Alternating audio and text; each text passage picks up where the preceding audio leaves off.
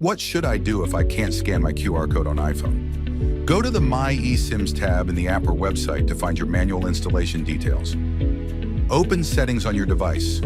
Go to Cellular or Mobile. Select Add eSIM/Mobile Plan. Select Use QR Code. Choose Enter Details manually and enter the following: SMDP plus address, activation code, confirmation code if available. Enable your eSIM under Cellular Mobile Plan. Select your eSIM for cellular/mobile data.